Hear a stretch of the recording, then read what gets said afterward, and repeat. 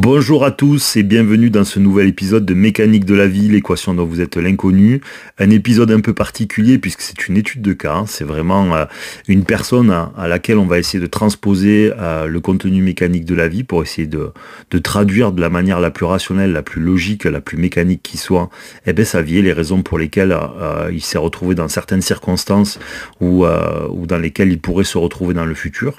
Ou également essayer de répondre aux questions qui peuvent se poser aujourd'hui. Donc c'est ce qu'on va essayer de faire à travers cet épisode qui à mon avis est central. Donc écoutez-le bien jusqu'à la fin pour vraiment vous imprégner de ce qui est réellement mécanique de la vie, qui n'est pas simplement un podcast de réflexion et d'amusement et de philosophie de comptoir, mais vraiment un outil de diagnostic beaucoup plus mécanique, beaucoup plus logique et beaucoup plus rationnel que ce qui pourrait y paraître habituellement. Donc je vous somme à tous d'écouter cet épisode et de le partager ensuite si vous l'aimez, même si vous le partagez, même si vous l'avez moins aimé, s'il vous plaît, partagez, likez, commentez, c'est très important pour nous, pour le référencement. Donc prenez vraiment le temps de faire ça, même ceux qui sont sur les plateformes de podcast. Je vous en serai gré. Je remercie bien évidemment celui qui s'est prêté au jeu. Alors c'était pas prévu, ce sont des échanges que l'on fait parfois individuellement, comme ça a été le cas là. Ce sont des échanges qui sont faits sur WhatsApp et on essaye justement de répondre aux questions que la personne se pose. C'est quelque chose qu'on propose sur Mécanique de la vie. Voilà. Par contre, c'est vraiment que pour ceux qui écoutent les podcasts. Donc lui, c'est quelqu'un qui est assidu depuis longtemps sur le podcast, qui nous a rejoint sur le Patreon. Je vous rappelle que Mécanique de la vie, un Patreon, c'est une application mobile. Vous avez aussi le site internet sur lesquels, c'est pour les créateurs de contenu, ça vous permet de retrouver plus de choses, plus de podcasts, plus de live, plus d'articles. Il y a des chats où il y a une communauté super sympa. Il y a plein de gens super sympas parce que des fois dans notre quotidien, on peut lasser tout le monde à force d'être passionné de compréhension de la vie. Et donc ça permet de trouver des gens qui sont parfois aussi en colère que nous avec ces sujets-là. Enfin en colère au sens positif, c'est-à-dire aussi passionnés plutôt. Donc c'est à ça que permet aussi le Patreon. Voilà, l'inscription est gratuite, vous pouvez devenir membre complètement gratuitement. Et pour ceux qui seraient encore plus passionnés ou qui veulent vraiment nous soutenir jusqu'au bout, il y a des abonnements. On fait également des réunions sur Zoom, qui est un logiciel où on se met tous ensemble au micro et sur lequel, écoutez, on fait des études de cas, on pose des questions, chacun peut contribuer avec sa réflexion ou son vécu. Donc c'est vraiment passionnant, c'est un nouveau format qu'on a mis en place il y a peu de temps et c'est vraiment génial. Donc ça c'est vraiment une exclusivité Patreon. Donc je vous somme à tous de nous rejoindre si le cœur vous en dit. En tout cas, vous êtes les bienvenus. Ensuite, je ne peux que conseiller aux plus passionnés d'écouter cet épisode en essayant de faire des liens et une analyse personnelle avant même d'entendre la deuxième partie. Alors je vais vous expliquer. La première partie, c'est notre ami qui va décrire son histoire, son vécu, et qui ensuite, ça va être moi qui vais lui donner mon avis, mes logiques et tout ce que j'ai pu engendrer jusqu'à aujourd'hui. Donc, quand vous entendez que lui a fini sa présentation et raconté son histoire, vous pouvez mettre en pause et là vous posez toutes les questions possibles, prendre un papier, faites des liens. Si vous êtes avec des amis, vous écoutez Mécanique de la vie entre amis, faites un espèce de jeu de chat à la souris, faites votre enquête et vous essayez de sortir tout ce qui est logique, toutes les raisons pour lesquelles il aura pu attirer une situation, toutes les situations qu'il pourra attirer dans le futur, pourquoi il vit ça, quelle est l'utilité d'un point de vue de la mécanique, d'un point de vue de Dieu, de lui faire rencontrer ces difficultés-là, ou quelles seraient les façons pour lui de sortir justement de ces conditionnements, de ces paradigmes et de cette causalité qu'on aborde au fil du temps sur Mécanique de la vie. Donc n'hésitez pas à vous amuser à faire cet exercice-là pour les plus passionnés. Écoutez, j'espère que en tout cas cet épisode vous plaira. Vraiment écoutez le dénouement jusqu'à la fin, c'est vraiment ce que je vous demande. Et je le remercie une nouvelle fois au nom de vous tous de s'être prêté au jeu. Où vraiment, il faut vraiment être sans jugement. C'était lui aujourd'hui, ça aurait pu être moi demain. Ou ça sera peut-être vous demain. Donc merci à lui d'avoir partagé ça. Moi en tout cas, je ne peux que le féliciter de cette introspection, de cette humilité et de ce partage qu'il fait de manière très fraternelle à nous tous. Et je lui souhaite le meilleur pour la suite. En tout cas, il fait tout pour que sa suite soit des meilleures. Merci à tous les copains. Je vous laisse avec votre épisode et à très bientôt sur Mécanique de la vie. Bon, déjà, j'ai grandi dans une famille où le rapport était relativement simple Mais mes parents, ont toujours été ensemble, tout s'est toujours très bien passé. J'ai grandi, élevé par mes 2 parents, ils se sont jamais séparés, il y a jamais rien eu. J'avais un petit peu le tu sais la petite famille, parfaite avec mes frères et sœurs et il y a jamais eu de soucis, au niveau, relationnel entre mes 2 parents. Je les ai jamais vus vraiment, avoir de conflits, l'un et l'autre, peut-être, des petites disputes, mais jamais, quelque chose de très fort, où tu sais, tu t'es angoissé en tant qu'enfant, qui se sépare ou truc comme ça, il y a jamais eu tout ça, quoi. Hem, de mon côté, je grandis, avec beaucoup de mal avec les filles et heu, beaucoup de mal à avoir confiance en moi et la confiance de pouvoir, être, intéressant pour une fille et ça jusqu'à mes, allez, on va dire jusqu'à mes 18, ouais, non, peut-être un peu avant, mes 17 ans, où là, j'ai ma première copine et ça se passe plutôt bien.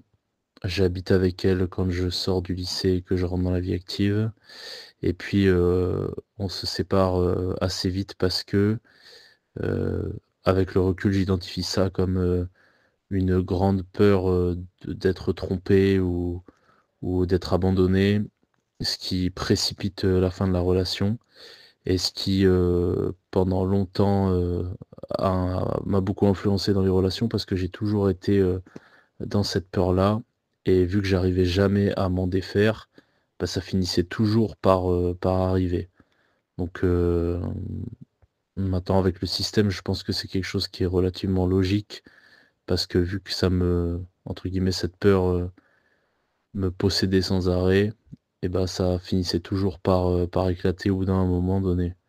Donc du moins c'est l'analyse que j'en fais a posteriori, c'est que j'avais tellement peur, de perdre les relations que, bah, on me les enlevait pour, m'apprendre à plus avoir peur, de les perdre. Et bon, il y a eu plusieurs relations amoureuses comme ça, jusqu'à une qui là marque un vrai tournant et je pense que c'est à partir de là que ça devient intéressant pour toi et où tu vas pouvoir peut-être, trouver des choses. Heu, je me retrouve en couple avec une fille, quand je suis à la fac. Elle a une situation très précaire. Elle est un petit peu, elle a beaucoup de conflits avec ses parents. Ses parents sont en train de se séparer au moment où on est ensemble. Il y a beaucoup de problèmes, dans sa famille et il y a le covid qui est là en même temps, donc on est précipités d'habiter ensemble et ça se passe, plutôt bien au début et puis ça se gâte un petit peu. Mmh, j'accepte un peu trop de me faire parler mal parfois. Enfin, il y a pas mal de soucis, mais bon, on arrive à un moment donné où du jour au lendemain, elle s'en va, enfin elle me quitte.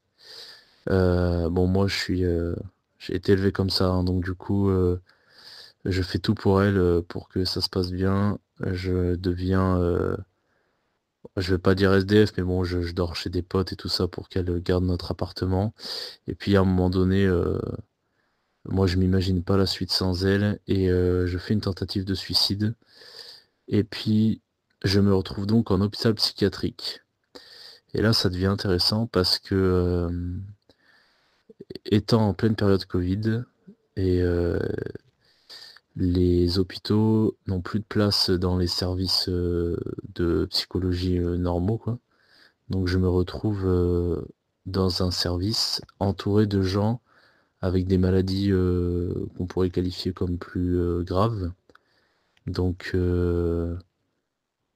en gros, le matin, je me réveillais et dans la pièce commune, avec moi, il y avait, une femme de 40 ans qui se prenait pour une petite fille, il y avait, des mecs, tu avais l'impression qu'ils qu'ils étaient fous et qu'ils allaient te tuer à tout moment. Enfin bon bref, ça a été vraiment une expérience très marquante et j'ai réellement ressenti à ce moment-là le truc de, se mettre à la place des gens, tu vois? Parce que jusque-là, je pense que je n'aurais pas eu l'ouverture d'esprit pour comprendre ces gens-là et à partir de cet événement précis, tu sais, j'ai vraiment eu ce sentiment de passer de lettre de fonction à lettre testé. Enfin, je crois que tu dis comme ça dans Mécanique de la vie. Mais bon, j'ai senti ce switch à ce moment-là. Et là, plus rien n'a été pareil dans ma vie à partir de là. J'ai été beaucoup plus euh, éveillé, on dira, et beaucoup eu plus de conscience sur tout ce qu'il y avait autour de moi. Et ça a beaucoup renforcé également mon côté spirituel. J'ai J'étais justement dans un hôpital qui s'appelle c'était Sainte-Marie. Et à partir de là, j'ai changé mon rapport également à la religion. J'ai accordé plus de temps. Je me rappelle quand je suis sorti de l'hôpital psychiatrique, j'ai passé plus de temps à aller simplement, tu sais, simplement aller me poser parfois quelques minutes. À l'époque, c'était à Clermont-Ferrand, donc à la cathédrale. Et bah, j'étais vraiment apaisé d'être à cet endroit-là. Je me sentais, je sais pas, reposé parfois d'être dans ce qu'on pourrait dire la maison de Dieu, tu vois. Et, et ouais, c'est un événement très marquant dans ma vie qui m'a permis d'évoluer énormément et d'enclencher en fait surtout une réflexion sur l'évolution. Donc voilà, je pense que ça c'était un truc qui était important à te dire. Et je fais un vocal suivant pour t'expliquer parce que du coup ça a déclenché des réactions sur les gens autour de moi également.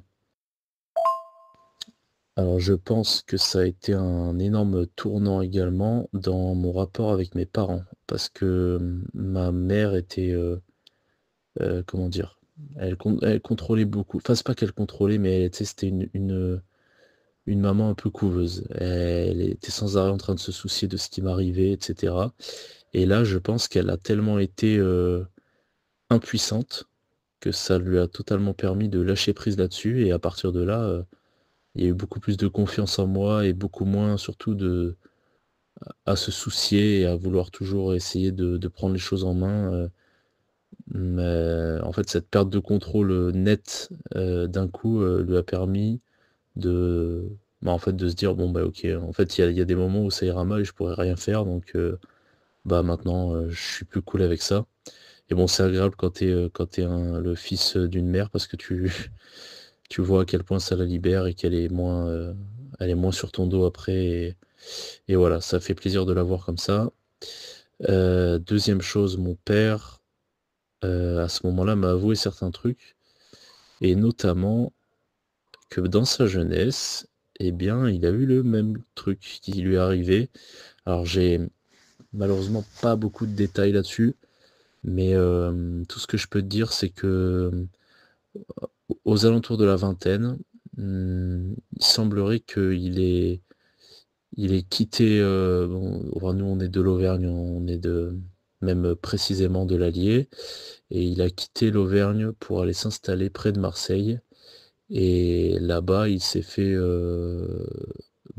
totalement, je sais pas exactement, me l'a pas vraiment bien expliqué. C'était très très bref quand on a parlé de ça, mais visiblement était parti pour faire sa vie avec une femme et du jour au lendemain, elle a disparu et elle ne lui a plus du tout donné de nouvelles.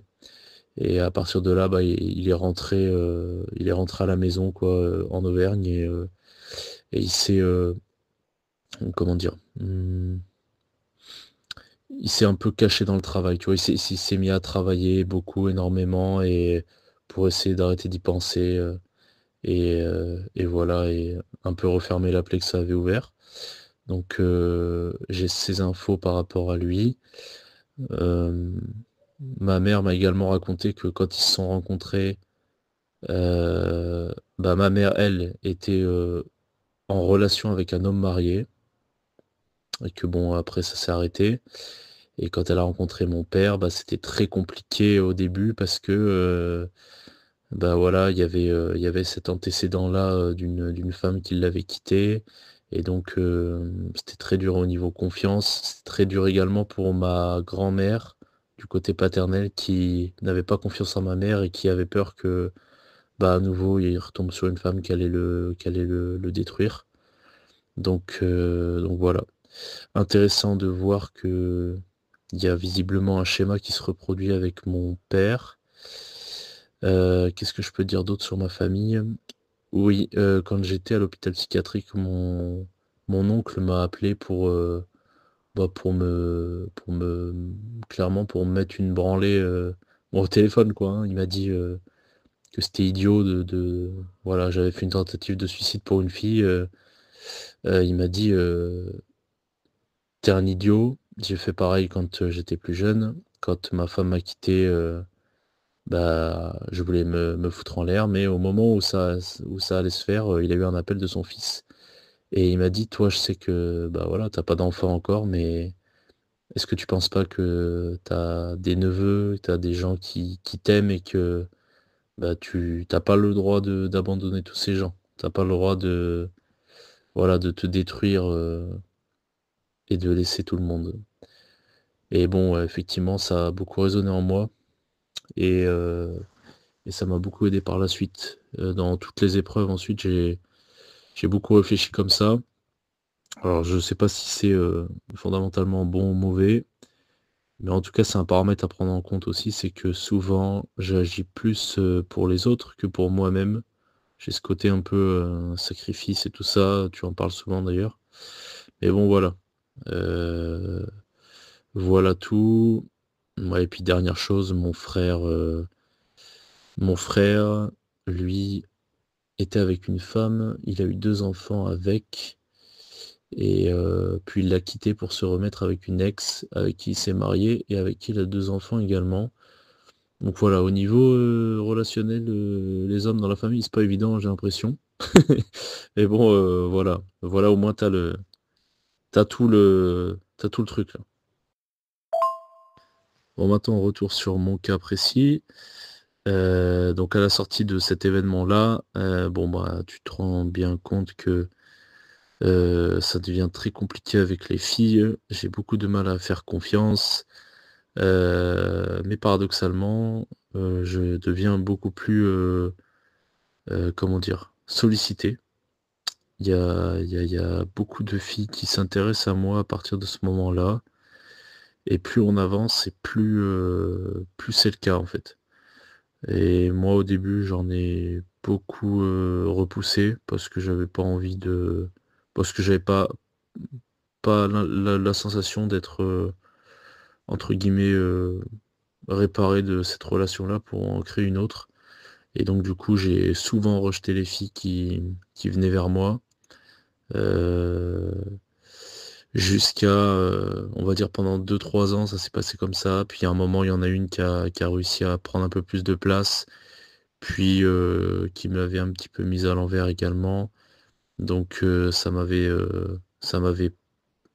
pas redonné, envie d'avoir confiance, en les femmes et ça a continué, jusqu'à il y a pas très longtemps, on va dire il y a 1 an et demi, ouais. Donc ça fait quasiment quand même, tu vois, 3-4 ans de célibat, jusqu'à la rencontre d'une fille avec qui ça se passait plutôt bien, sans qu'il y ait vraiment de relation définie, jusqu'à ce qu'elle, perde son père et que moi de mon côté, j'étais dans une période où j'étais, très concentré sur l'aspect sportif de ma vie. Du coup, j'avais mis de côté un petit peu le côté relationnel, j'étais très solitaire et voilà, vu que j'avais mis un peu de froid entre moi et elle, quand elle a perdu son père, alors d'un côté, j'ai pas eu les couilles de la soutenir et de l'autre côté, je pensais que c'était pas mon rôle à ce moment-là et je m'en suis beaucoup voulu par rapport à ça et donc voilà, ça m'a encore refroidi, avec les femmes parce que je me suis dit: «Merde, dès qu'il y en a une qui s'intéresse à moi et qu'elle a besoin de moi, bah, je suis pas capable d'aller lui donner le soutien, qu'il lui faut». Donc voilà, j'ai pas eu de j'ai pas eu de rapprochement avec d'autres filles, qu'avec celle-là, jusqu'à ce que, bah, quelques mois plus tard, je retourne lui parler pour m'excuser un peu de l'avoir un peu délaissée au moment où je pense qu'elle aurait peut-être eu besoin de moi, en perdant son père et tout ça, donc voilà, on en a discuté et puis voilà, tout s'est bien passé et puis j'ai commencé à la revoir en fait cette fille-là J'ai commencé à la revoir jusqu'au jour où, là, on va parler de, la personne, en question qui, heu, qui me fait me poser beaucoup de questions actuellement. Donc je refais un vocal pour t'expliquer la suite. Donc là, on va être on était en octobre 2024 et un soir, je sors avec, des collègues. Un soir où j'ai pas envie de sortir en plus, je m'en souviens très bien. On va boire un verre dans un bar et de manière assez drôle, moi je me mets à parler avec la table à côté de nous alors que bon, c'était dans une soirée où j'avais pas envie de sortir, je faisais un peu la gueule et tout. Mais je sais pas, il y a un gars derrière nous qui est un peu marrant et je parle un peu avec lui et sur la table, il y a une fille, et je sais pas pourquoi, cette fille-là précisément me marque énormément. Je saurais pas dire pourquoi, je la trouve jolie, mais bon voilà, il y a des filles jolies, il y en a un peu partout. Mais elle me marque beaucoup et je sais pas, par hasard total, ce gars en question, c'est l'ami d'un gars avec qui je jouais au football américain et bon, le soir, je rentre à la maison et putain, je sais pas pourquoi cette fille-là, il y a un truc, tu vois? Je me dis: «Il faut absolument que je la retrouve». Et bon, en réussissant à reprendre le contact du gars, j'arrive à avoir le contact de la fille et puis, bah, je me dis: «Bon, ouais, je vais essayer de la revoir». Par message, elle est marrante et tout, tout se passe bien et je lui dis, «Bon, bah, on va essayer de se voir un de ces jours». Et puis un jour, elle me propose qu'on se voit et malheureusement, c'est un jour où je suis fatigué, j'ai pas envie d'y aller. Mais mon coloc de l'époque me dit: «Allez, c'est bon, vas-y, tu vas jamais voir personne et tout, vas-y». Et il me dit, pour l'anecdote, il me dit: «Ouais, je te paye un Burger King si tu y vas». Et bon, l'appel du Burger King se faisant ressentir, je je vais voir cette fille. On parle, jusqu'au moment où elle me dit, qu'elle est autiste. Et bon, bah, moi je m'en fous, tu vois? Donc du coup, je suis curieux par rapport à ça, tu vois? Je lui pose des questions: «Ouais, tu es autiste, machin et tout. Bah, qu'est-ce que tu ressens par rapport à ça?» Puis je me rends compte que voilà, il y a quand même des points communs avec moi alors que je suis pas spécialement autiste, ou du moins j'ai pas l'impression que ça soit quelque chose de m'handicapant dans la vie. Mais bon, on se retrouve à parler de ça et je vois qu'elle est un peu troublée parce que, au moment où elle me dit qu'elle est autiste, bah, moi je m'en fous, tu vois? Et ça la trouble un peu. Puis on parle, on parle et au moment de se quitter pour rentrer chez nous, on parle de religion et en fait, je lui pose une question et la réponse qu'elle donne à cette question, c'est également enfin, c'est exactement, mais mot pour mot, la réponse que j'aurais donnée si on me posait cette question-là. Alors je saurais plus dire ce que c'était, mais je me souviens très bien de à quel point ça m'a surpris qu'on me dise ça. Et j'en ai reparlé très récemment avec elle et elle m'a dit: «Ouais, ça s'est vu directement dans tes yeux que là, quand j'ai dit ça, il y a eu un truc», tu vois? Et bon, bah, ce 1er rendez-vous, en fait, me rend très curieux à propos d'elle et donc je lui propose de la revoir. Et on se revoit, une fois où c'est pas il se passe rien de spécial, mais bon, on parle un peu d'elle et elle me parle de quelques soucis, dans sa famille. Et encore une fois, je reste très compréhensif par rapport à tout ça et je juge pas, enfin je repousse pas, cette fille, par rapport à ça et je pense qu'à chaque fois, le fait que je la repousse pas, lui donne envie de continuer à me voir, en fait. Parce qu'elle a dû être repoussée pas mal de fois pour ce genre de choses. Je te fais un vocal pour la suite. Donc on se revoit une nouvelle fois et cette fois-ci, on va, au cinéma voir un film. Et c'est important que tu connaisses ce film, enfin du moins que tu aies le truc. Ce film-là, c'est Donnie Darko, donc je sais pas si tu connais, mais c'est un film, qui porte sur, un petit garçon qui est, schizophrène, je crois. et qui se retrouve dans une histoire, de distorsion du temps et tout ça. Enfin bon, c'est un truc, tu ressors du film, ça te fait poser des questions sur, le temps, l'existence du temps, la relativité du temps, tout ça. Et bon, bah, la soirée continue après le film et quand on va boire un verre, j'ai vraiment cette sensation-là de: je suis dans une bulle avec cette fille-là, le temps n'existe plus et on parle et c'est vraiment, incroyable. Genre à chaque fois ces conversations-là sont en dehors du temps, j'ai l'impression. Et bah, justement, de ce truc-là, on se retrouve à parler et à débattre de plein de choses et ça me replonge encore une fois, dans Mécanique de la vie par la suite, tu vois? Genre, j'avais eu une première phase où je m'y étais beaucoup intéressé et là, à ce moment-là, c'est la deuxième phase où, bah, après ce rendez-vous-là, pendant, 1 mois, je j'ai saigné tous les podcasts, tout, à essayer de trouver des choses et faire des liens entre les différents aspects de ma vie. Mais bon, tout ça pour dire que cette fille-là, commence à m'intéresser de plus en plus et il y a beaucoup de coïncidences, tu vois, qui font que, j'ai le sentiment que, elle est là pour quelque chose, quoi. Il y a un truc que je dois travailler par rapport à elle et tout ça et donc je je m'investis beaucoup dans cette relation-là. En parallèle, je vois toujours, la fille, qui avait perdu son père, pendant que pendant qu'on se parlait là et en fait, je me sens très mal par rapport à ça parce que d'un côté, il y a, il y a une fille, qui m'intéresse beaucoup et de l'autre côté, il y a cette fille-là où je me sens un peu, redevable parce que j'étais pas là pour, la perte de son père et et bon, il y a un moment donné où tu vois, ça concorde plus avec moi et je dis à cette fille-là: «Bon, bah, écoute, j'ai rencontré une nouvelle personne, même s'il y a rien de concret entre nous, je préfère qu'on arrête de se voir parce que je trouve ça malsain, de te voir en même temps qu'une autre fille».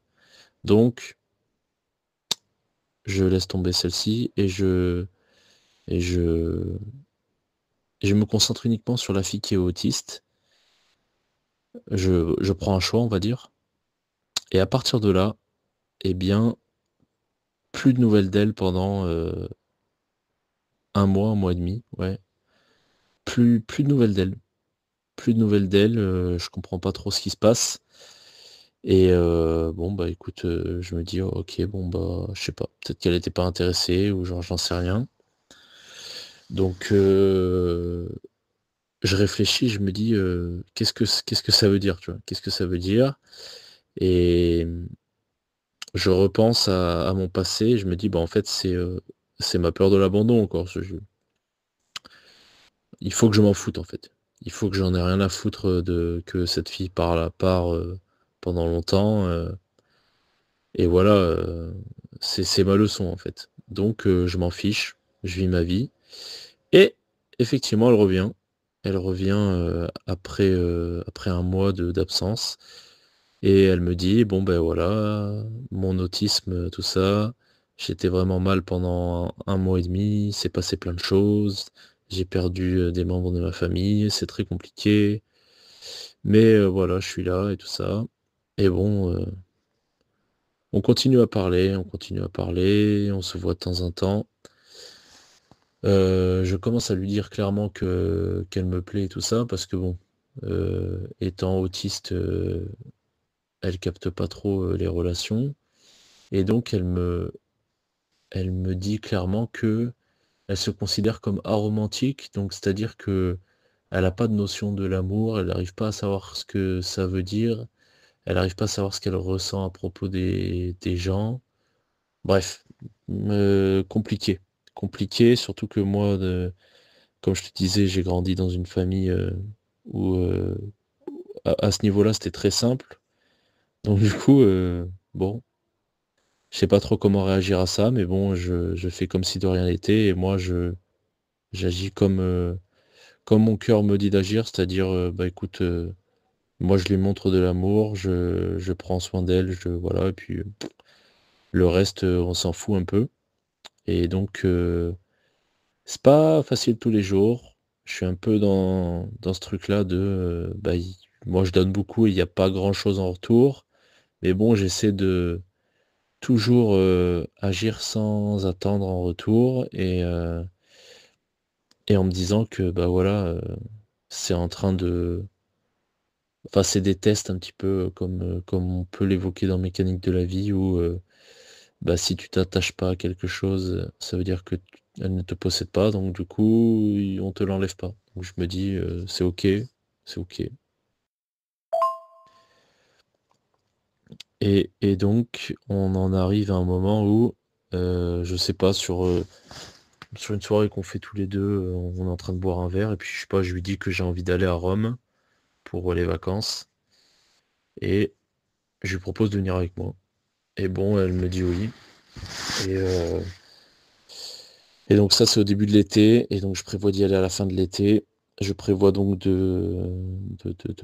d'assumer le voyage complètement. J'ai pas envie qu'elle paye quoi que ce soit ni rien, surtout qu'elle est dans une situation, pareille, pas pas top, parce que du coup, avec son autisme, elle peut pas vraiment travailler parce que c'est très complexe. Elle est toujours étudiante en histoire de l'art et donc du coup, c'est le voyage parfait pour elle parce qu'elle peut aller voir, les œuvres du Caravage, son artiste préféré, sur lequel elle travaille et sur lequel elle veut faire un mémoire. Donc moi, j'ai envie de lui faire plaisir, donc du coup, je l'amène là-bas et donc on part à Rome. Donc ça, c'était, fin août là, il y a 2 semaines. Franchement, c'était cool. J'ai passé un super bon moment, j'étais content d'y aller moi aussi et puis, bon, tu t'imagines bien que, faire des musées d'art avec une personne qui étudie, enfin, c'est super intéressant, quoi. Elle te raconte plein de trucs et tout ça et puis, en plus de ça, bon, beh, cette personne-là, genre je pense que je peux dire que je l'aime. Donc du coup, bah, tu sais, c'est la régalade, quoi. Genre, moi, j'amène quelqu'un que j'aime à un endroit, je la régale, je la vois heureuse, je suis content. Mais malgré tout, tu vois, les jours passent et bah, il y a son autisme qui est là, quoi. Donc pas évident dans un endroit où il y a beaucoup de monde. Elle est tout le temps avec moi et tout. C'est très compliqué pour elle de gérer, son énergie. Mais bon, ça va, elle gère le truc. Puis un soir, on se pose, boire un spritz, dans un bar un peu en dehors des rues, touristiques. Donc on est bien et là, on a encore une discussion qui, à nouveau, nous met dans un comment dire? Tu sais, c cette bulle-là hors du temps, on parle et moi, je lui dis clairement les choses que je ressens. Je lui dis que, voilà, j'imagine une relation avec elle plus tard et tout ça. Et là, elle me dit très clairement que, bah, elle sait pas en fait. Elle est, perdue par rapport à ça parce qu'elle se représente rien. Elle sait même pas si elle veut d'une relation plus tard. Elle sait même pas si elle peut vivre avec une personne. Elle sait, en fait, elle est dans un doute qui est complet sur tout. Tandis que moi, je suis un peu l'inverse et c'est très bizarre parce qu'il y a beaucoup de moments où je me vois dans elle complètement et j'ai l'impression presque, qu'on est la même personne des fois. Tu sais, c'est très bizarre de l'expliquer comme ça, mais il y a des moments où genre on se rejoint tellement sur les sujets que genre c'est trop tu sais, ça paraît insensé un peu et ce soir-là, voilà, elle me dit ça, au point même de me dire qu'elle serait presque soulagée si un jour je lui annonce que je trouve, une fille avec qui, tout se passe bien et voilà. Parce qu'elle me dit: «Oui, toi tu es super romantique et tout ça et moi, bah, rien du tout quoi». Genre moi je ressens rien et tout, je suis vide par rapport à toi. Genre c'est très, enfin elle a beaucoup de stress par rapport à ça, tu vois? Et donc de ça, bon voilà, je réfléchis beaucoup, depuis ce moment-là Même si, tu vois, le voyage en soi, a été, quelque chose d'extraordinaire. On est allé au Vatican et tout ça. Moi, je suis pas issu d'une famille, de croyants ni rien, tandis qu'elle, elle est originaire de Corse, donc bon voilà, tout le côté, heu, tout le côté croyant, et tout ça est très développé chez elle. Elle a grandi un peu là-dedans.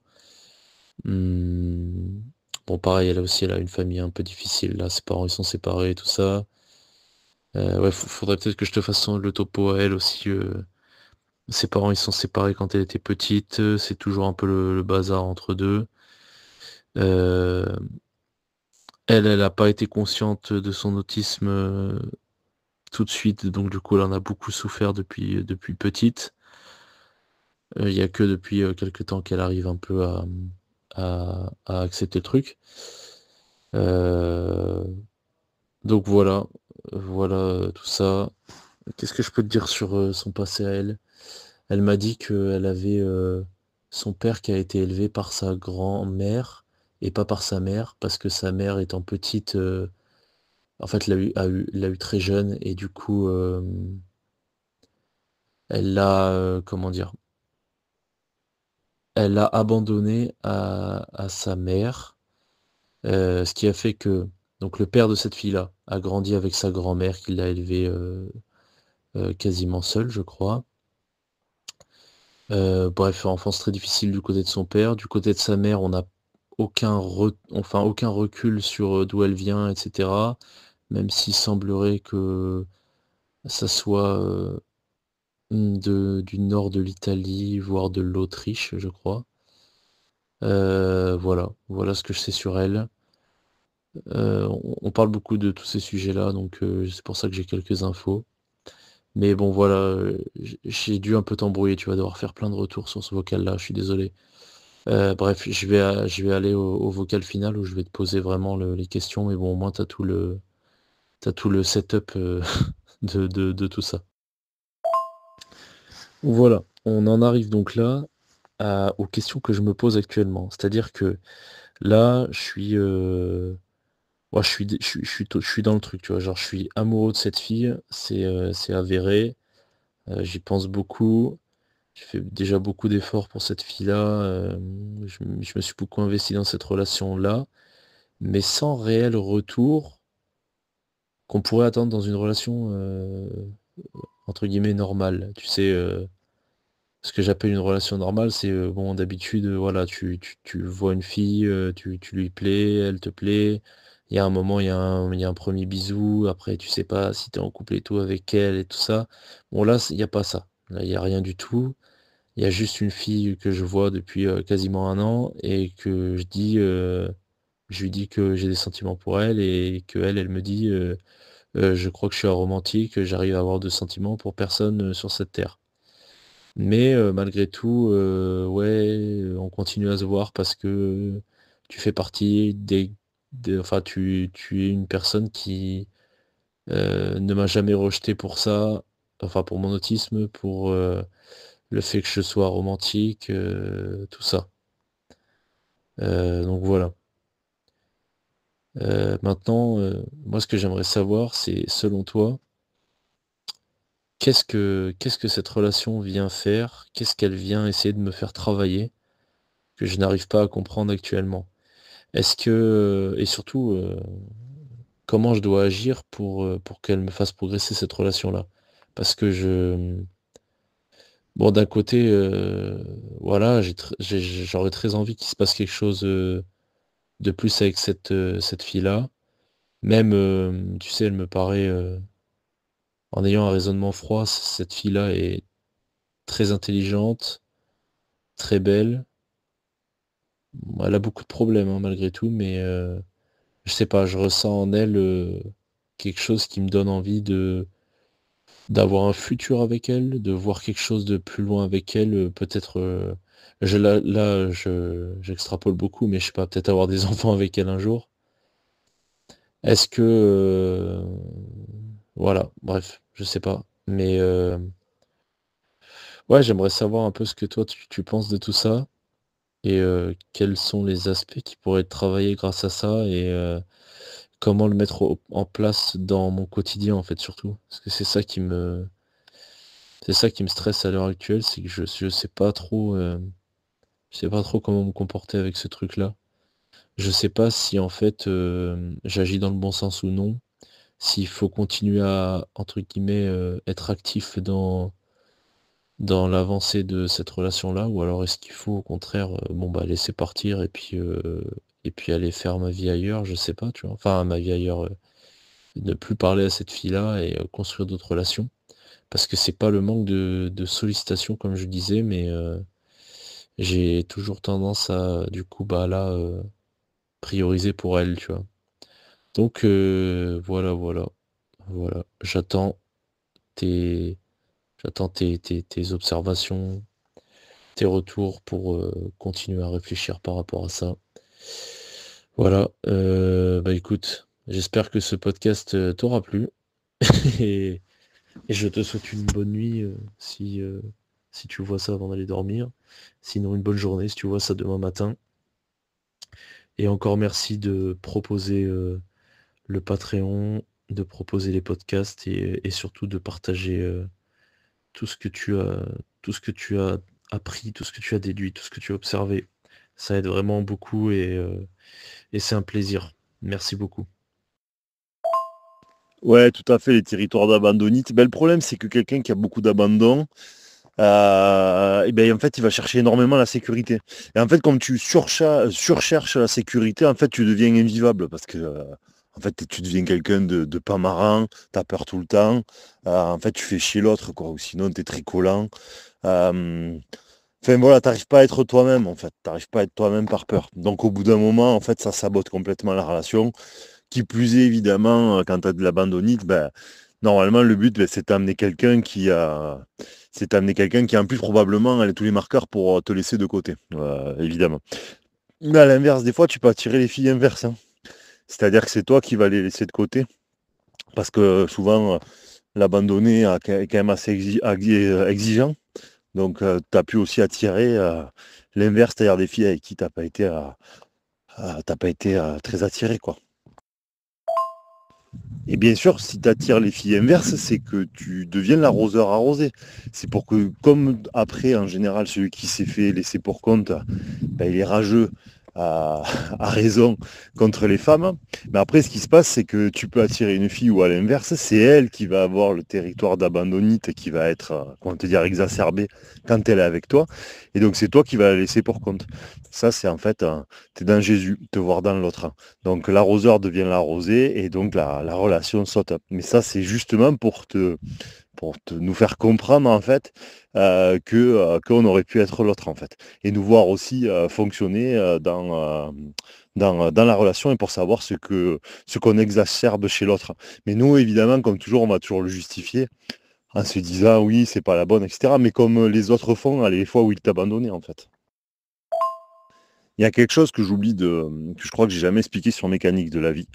Ce qui est important de comprendre, c'est que l'humain, moi je vais appeler ça une polarité, c'est-à-dire un ensemble de comportements et un ensemble de douleurs-souffrances, si je puis dire, et de force et de faiblesse. Voilà. Donc c'est un package qui va s'activer en fonction en fait de la personne qu'il a en face de lui ou en fonction de la situation qu'il a face à lui.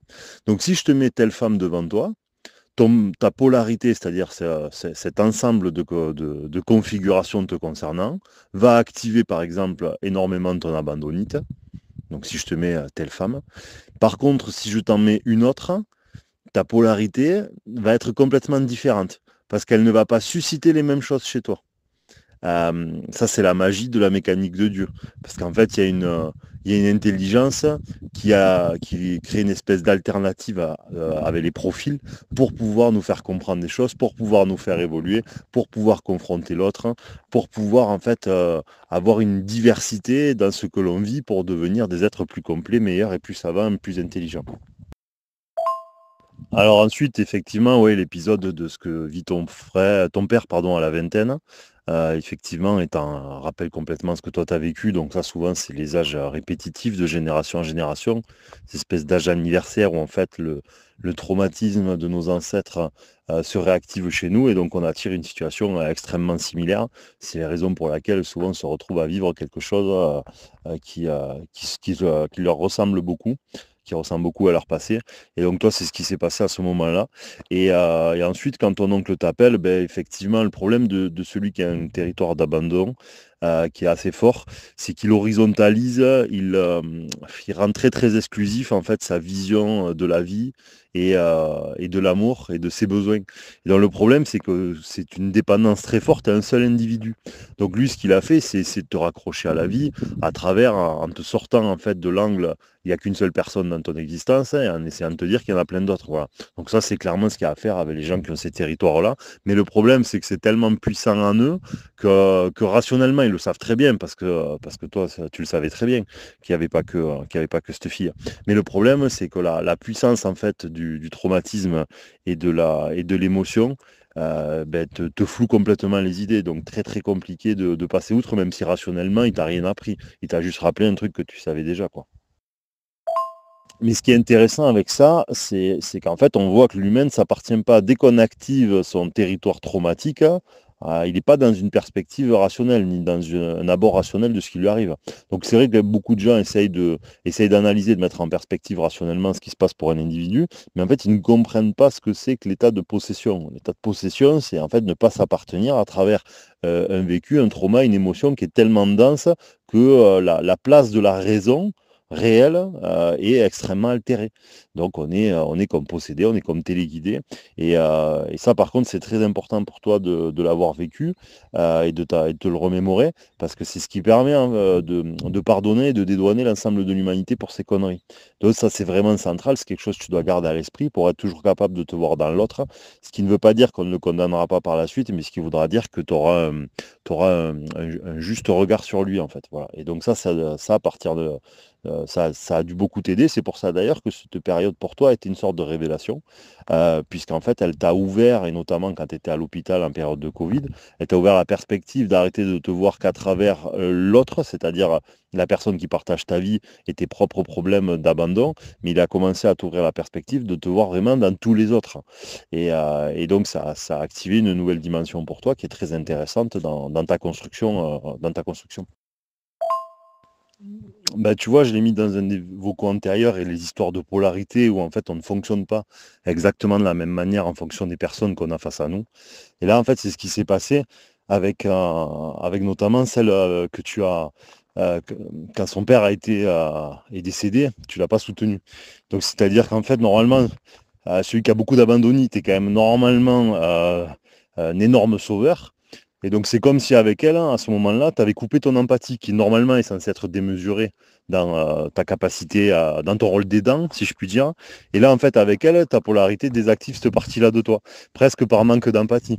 Donc en fait, tu deviens l'homme opposé de ce que tu es.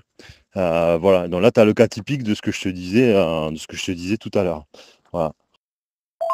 Mais l'idée, c'est toujours l'utilité derrière, c'est-à-dire que si Dieu t'a fait être une sorte dans l'insensibilité, ou en tout cas dans le manque de discernement quant à la situation, de prendre vraiment la mesure de ce que vivait l'autre, c'est en fait pour que toi, tu étais dans la situation de celui qui abandonne ou se désintéresse de son compagnon. Donc c'est pour que tu sois dans l'obligation de pardonner ce que les femmes qui t'ont fait souffrir ont fait dans ta vie, puisque tu as fait la même chose.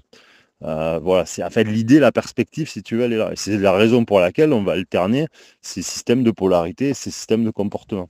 Même s'il y en a toujours un qui est prédominant, qui a l'air d'être toujours cet abandonnite qui est non sevré totalement, quoi.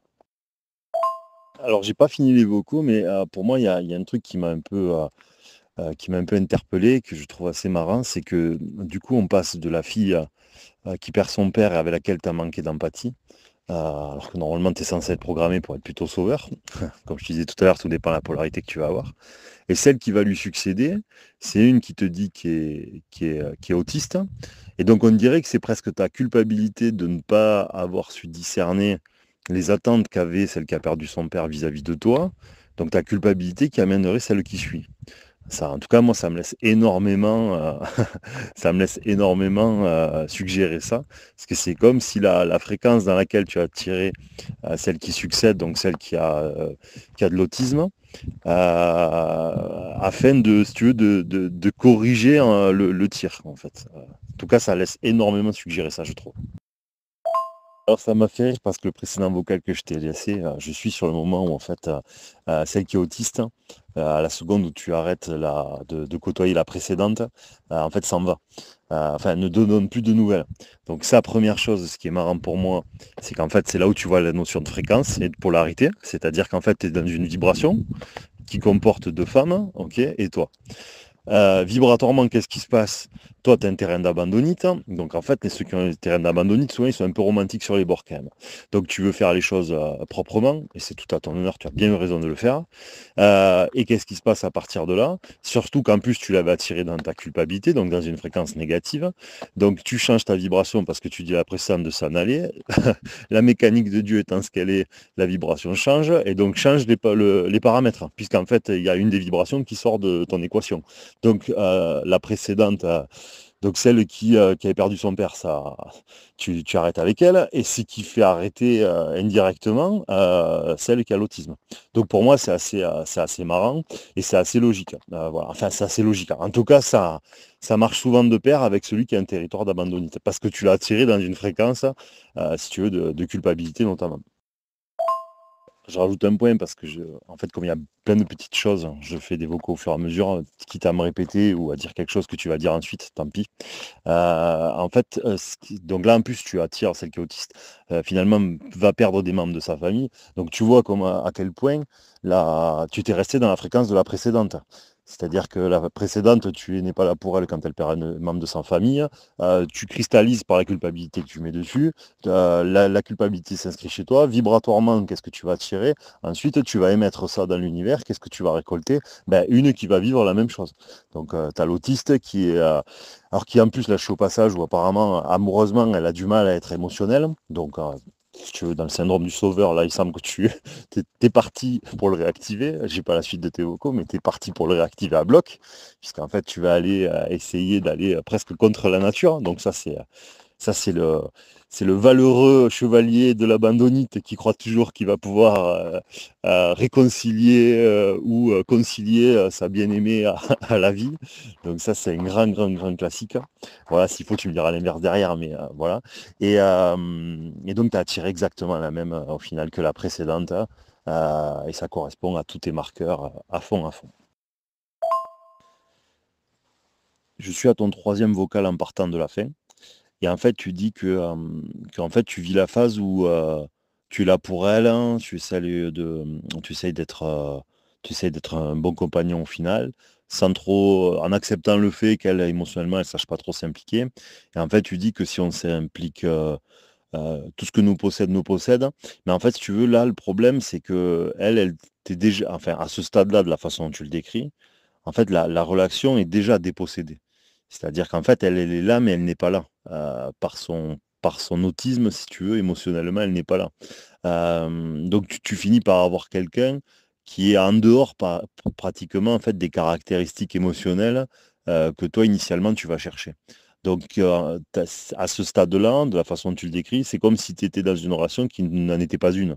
Donc, c'est comme si, en fait, tu t'étais mis la sécurité maximum, d'une certaine manière, puisque tu as quelqu'un qui ne fonctionne pas de manière émotionnelle.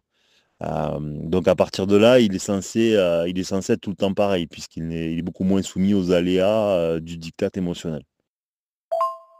Ben, en fait, tu vois, le bon Dieu fait parfois bien les choses, hein. Donc là, je suis au moment où tu poses les questions.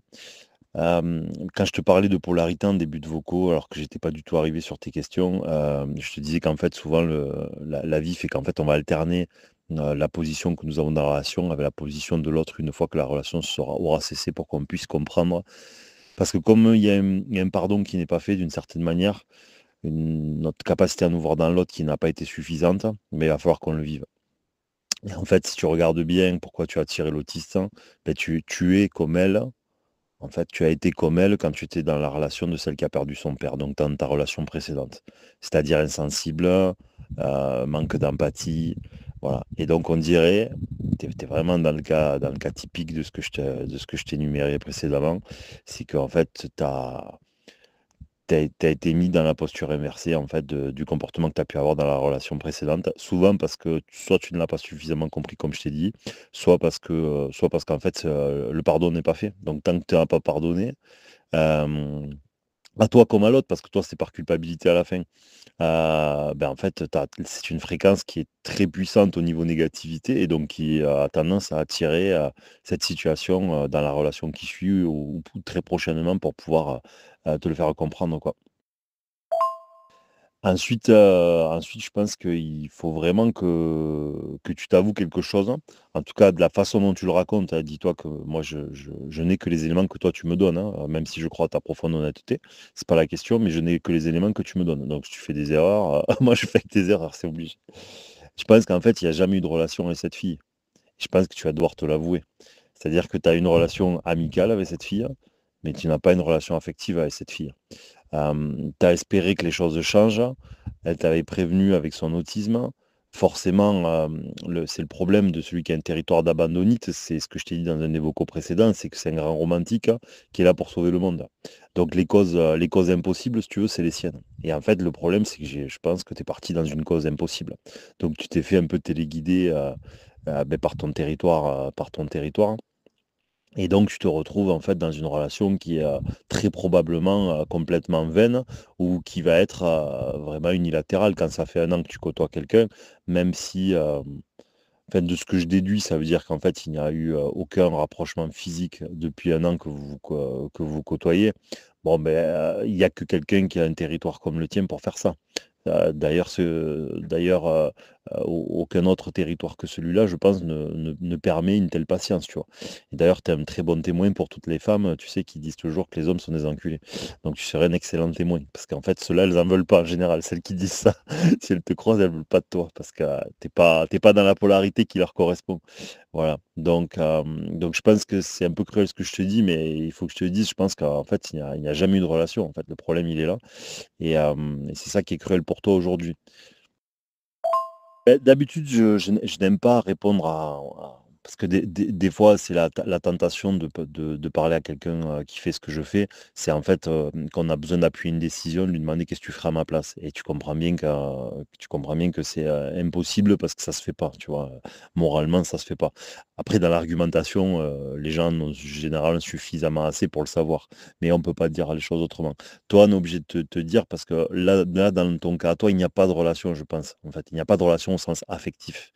Donc, en fait, il y a quelque chose que tu as créé par ton besoin, si tu veux, par ta culpabilité, par ton besoin de sauver la femme et par ton amour des grandes causes, en fait, hein. C'est tous les défauts, si tu veux, de l'abandonner. Donc, donc, à mon sens, il n'y a rien, en fait, avec elle. Il y a juste quelqu'un qui t'apprécie beaucoup parce que tu es plein de qualités et qui t'apprécie beaucoup parce qu'elle est très intelligente et très satisfaisante intellectuellement, donc tu arrives à beaucoup t'épanouir avec elle à ce sujet. Mais au demeurant, c'est pas une relation amoureuse, quoi. C'est pas une relation amoureuse. Donc c'est vrai que sur le papier, je pense que quelqu'un, si elle n'avait pas son autisme qui la rendait complètement insensible, évidemment, tu serais dans le cas où il faudrait lui en parler, presque lui mettre un ultimatum quant aux perspectives que vous pouvez ouvrir ensemble. Bon, elle te l'a clairement dit que en fait, c'était contre sa propre nature et qu'elle n'était pas capable de sentiments ou qu'elle croyait ne pas en être capable.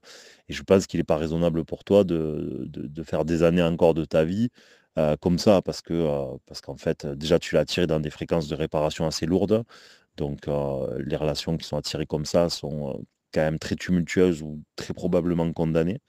Et donc, c'est peut-être pas très raisonnable d'essayer de faire prospérer ça. Donc voilà, donc je pense qu'il n'y a pas de relation, hélas, pour toi. Et il y a une logique qui sont les raisons pour lesquelles tu l'as amenée, parce qu'après, elle correspond à une partie de toi qui est la partie sagesse, qui est la partie spirituelle, qui est la partie intellectuelle. Donc comme elle est dénuée d'émotions, ben, elle arrive à être extrêmement intéressante pour toi. Alors que souvent, les femmes de ton âge, justement, vont être pleines d'émotions, pleines d'espoir, elles vont aller vers elles veulent de l'emportement, elles veulent de l'amour fou, elles veulent, enfin, et après, et elles sont pas très intéressées par les raisonnements. En tout cas, très souvent, et de plus en plus avec vos générations. Bon, même si on n'en a pas 36 d'écart entre toi et moi, mais quand même.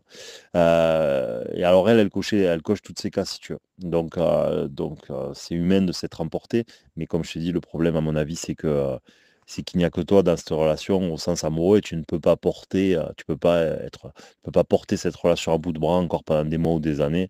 Donc je pense que c'est pas très raisonnable pour toi de la faire prospérer. Voilà, moi c'est mon avis.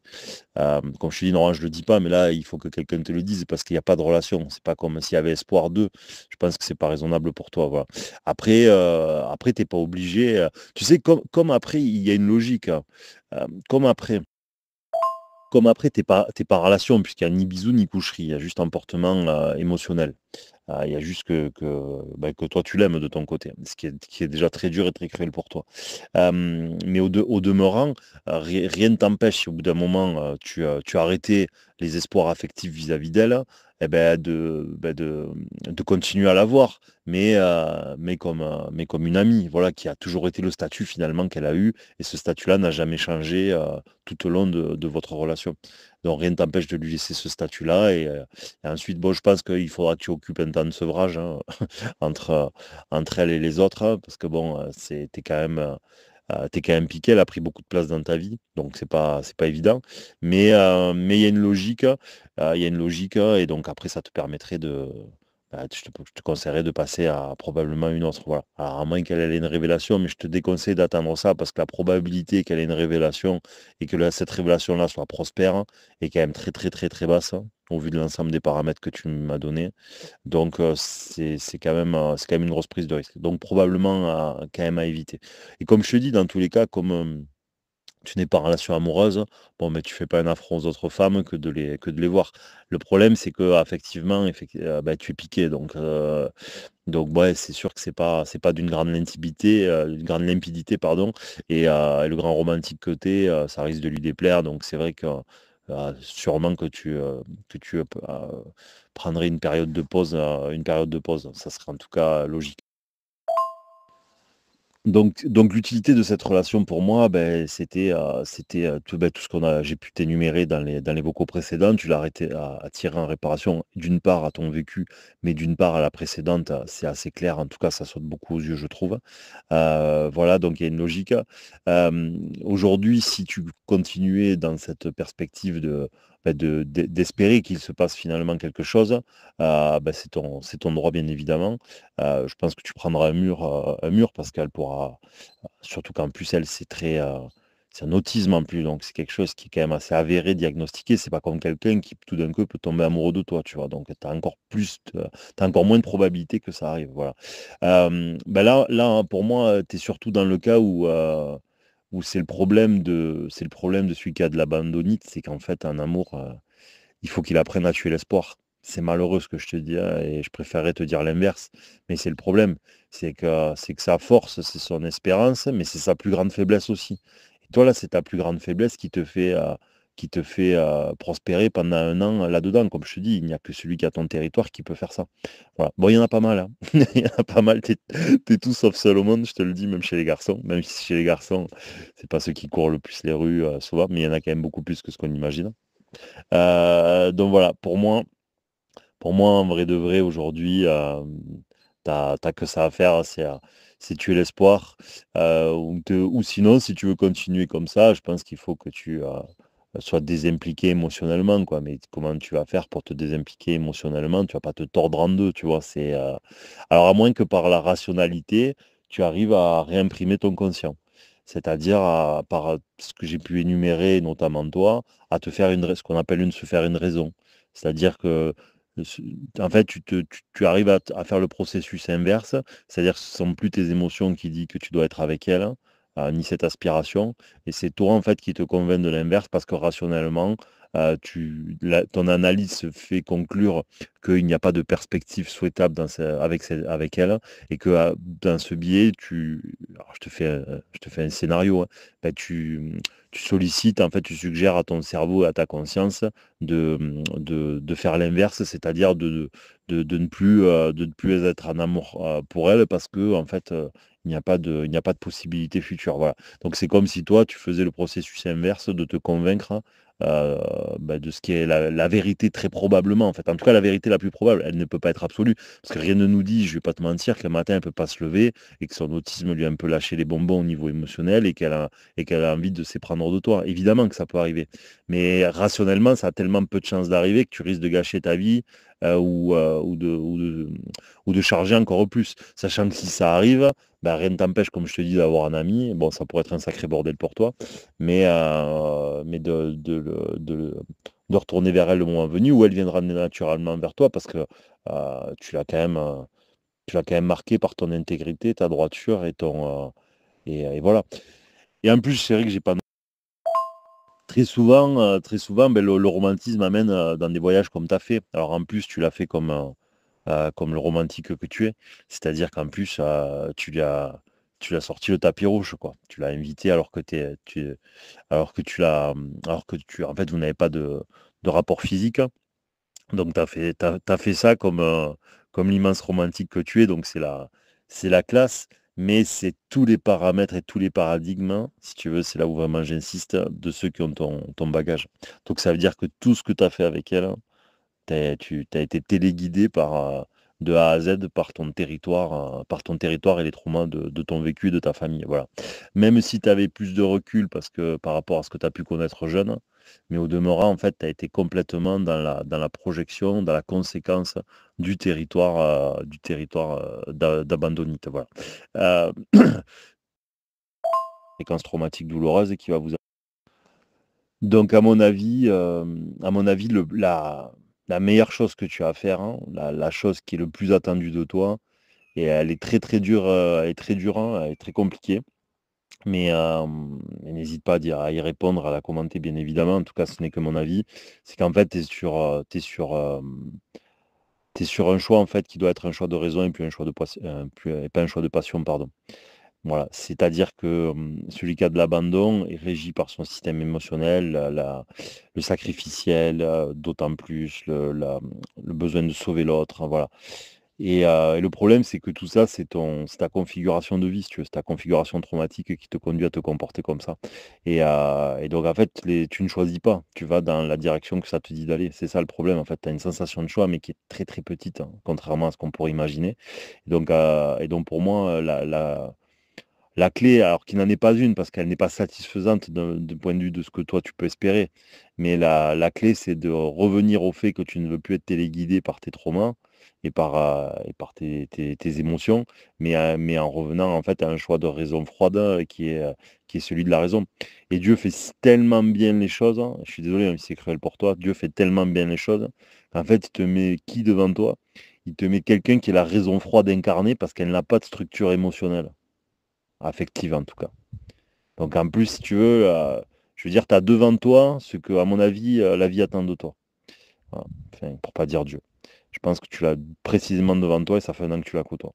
Et qu'est-ce qu'on te demande? Ben, c'est de devenir comme elle. Alors pas comme elle, parce que le problème, c'est que au vu de tout ce que je te dis, il y a une partie de toi qui ça fait mal, énormément mal, c'est pas agréable, etc. Évidemment. Mais le problème, c'est qu'après, il faut pas que tu te renfermes dans le fait d'en vouloir à la femme, de t'en vouloir à toi, dans le fait d'en vouloir à la vie, si tu veux. T'es dans des phases de construction, tu as de la chance. Je crois que tu as 27 ans, tu m'as dit. C'est chiant parce que tu as envie d'avoir une relation sécure, tu as envie de pouvoir te projeter avec quelqu'un. Mais le truc, c'est que plus en fait, toi, tu deviens un être abouti, plus tu finiras par recevoir quelqu'un d'abouti devant toi, quoi. Et donc, t'auras la vraie femme que tu mérites, quoi. Et pas une avec qui tu vas faire 5 ans puis divorcer ou une qui va te la mettre à l'envers. Donc tu vas augmenter les probabilités d'avoir une vraie relation, si tu veux.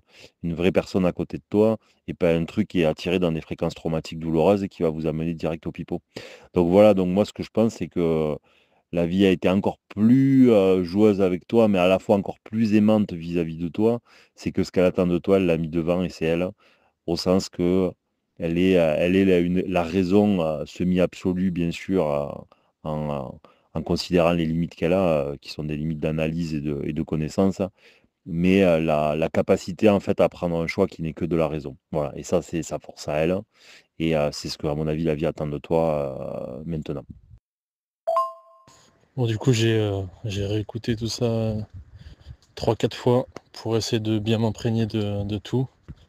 Et franchement, je suis assez impressionné par l'analyse parce que t'as des trucs que t'as sortis longtemps avant les vocaux où j'en parlais.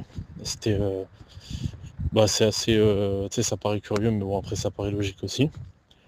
Je suis aussi assez impressionné de l'analyse que tu as de moi.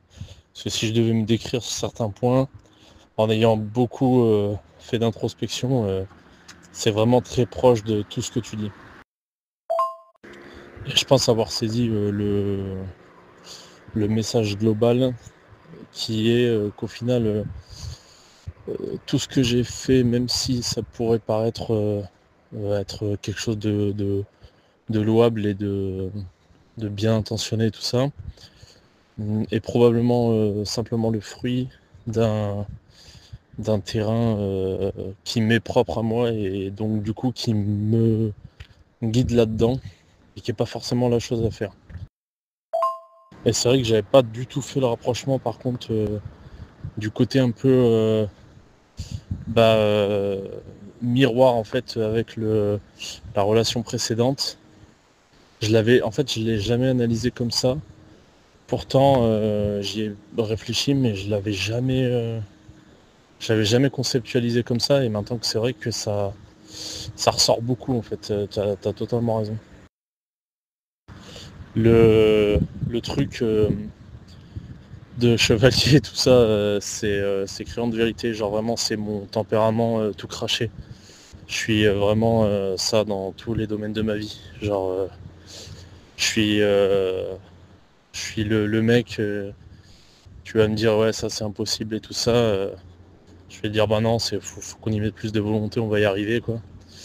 Donc ouais c'est assez impressionnant l'analyse que tu arrives à faire de moi, je suis vraiment je suis très impressionné de tout ça. Mais du coup c'est bien parce que ça me donne beaucoup de perspectives d'évolution là. Bon du coup j'y ai réfléchi pas mal toute la journée. Comme je te dis j'ai écouté plusieurs fois. Et donc du coup je pense que enfin, les actions que je vais prendre qui me paraissent en termes de en termes de justesse et tout ça qui me semble être statistiquement le mieux à faire, c'est déjà lâcher lâcher un peu tout ça en fait. Genre vraiment m'écarter de cette relation-là, comme tu dis, ne pas l'entretenir. Remettre ça à Dieu un petit peu, enfin, dans ma vision des choses. C'est-à-dire, en fait, au point où on en est, je pense que j'ai montré tout ce que je devais montrer de ma personne, de, des efforts que je suis capable de faire pour une relation et tout ça. Et que maintenant, c'est plus en mon pouvoir. En fait, tu as tout compris, c'est qu'on ne peut deviner, et c'est pour ça que j'essaye de deviner, que celui qui n'est pas libre en fait de ses choix. Parce que si on devine quelqu'un, c'est parce qu'il n'a pas un plein libre arbitre. C'est qu'en fait, le comportement qu'il adopte, comme je me tue à le dire dans Mécanique de la vie, c'est qu'on le trouve dans son bagage de vie, celui de ses ancêtres, ses émotions négatives prédominantes, son vécu, enfin voilà. Et donc c'est pour ça qu'on peut deviner très souvent le futur ou le comportement que vont avoir les gens, parce qu'en fait ils sont régis par ce système de causalité qui a d'ores et déjà en fait inscrit le futur pour eux ou les situations futures qu'ils risquent d'attirer et les comportements surtout qu'ils vont avoir aussi vis-à-vis des choses et de la vie, quoi. Ce qui fait qu'au final, quoi qu'il arrive, je dois accepter le fait de n'avoir aucun pouvoir là-dessus, malgré toute l'émotion que ça engendre, tout ce que j'aimerais pouvoir contrôler là-dessus. C'est le néant. Enfin, genre, le contrôle que j'ai là-dessus est nul, donc du coup, je pense que je le remets à Dieu. Je me concentre plutôt sur moi-même. Je reste droit comme j'ai toujours été. Et puis, si elle doit être amenée à revenir, comme tu le dis, la probabilité étant très très très faible, mais au moins je m'investis plus là-dedans et si elle revient, ça sera qu'elle doit revenir et que c'est décidé comme ça. Donc, mais merci beaucoup d'avoir développé le sujet. Et puis je vais essayer de d'avancer avec ce truc-là. Et puis comme tu le dis, de mettre de la raison là-dedans, parce que c'est vrai que si on prend ça euh, de manière froide, comme tu dis, putain, un an, à s'investir un peu de manière unilatérale, ou du moins de manière très déséquilibrée, on va dire, c'est pas commun. Et du coup, voilà, maintenant, c'est à elle. S'il doit y avoir une révélation, c'est à elle qui doit l'avoir.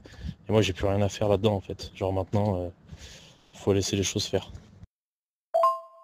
Ben, tout à fait, ce que tu dis concernant la relation que tu peux avoir aujourd'hui, c'est le mieux, c'est qu'en fait, au bout d'un moment, ce qu'il te faut, c'est un peu d'ego.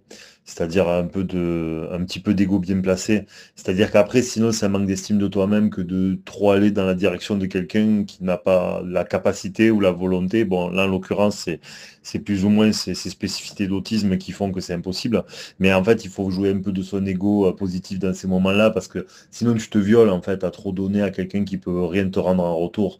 C'est trop un déséquilibre relationnel. Donc, c'est pas prospère. Donc, la façon dont tu le dis là est très bien. Je pense que c'est la bonne façon d'aborder le truc. Voilà, de remettre un peu entre les mains peut-être du créateur, reprendre un peu plus la raison et un peu moins les sentiments. Je pense que c'est l'idéal. Je pense que tu as la bonne approche en tout cas. Après, l'idée, c'est pas de te dénaturer, que ta nature soit chevaleresque, c'est très très bien si tu veux. Mais le problème, comme tu l'as bien compris, c'est que cette nature-là, elle n'est pas de toi, elle est des traumas que tu portes, si tu veux.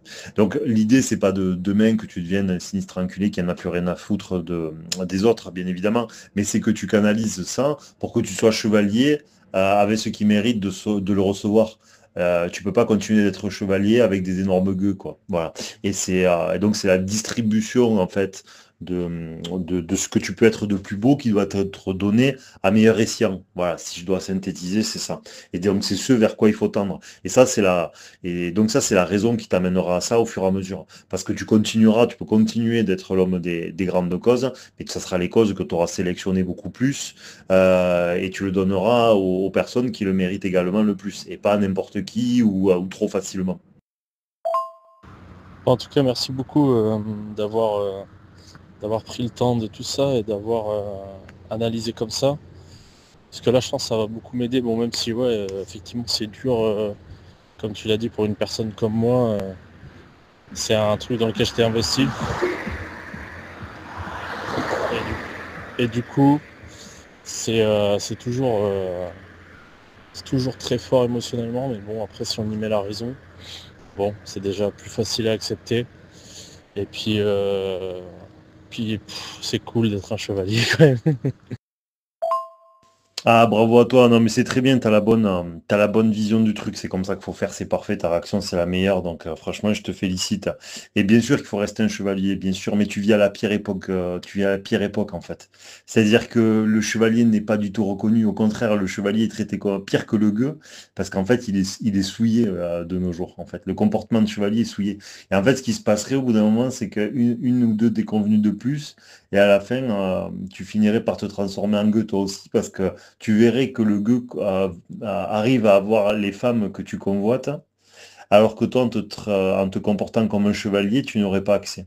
Ce qui, à la fin, aurait sûrement fait de toi un gueux aussi, dans l'attitude, parce qu'à force, tu aurais fini par être un peu brisé, et donc, à force de déconvenus, voilà, donc tu serais devenu un chevalier essoufflé. Voilà.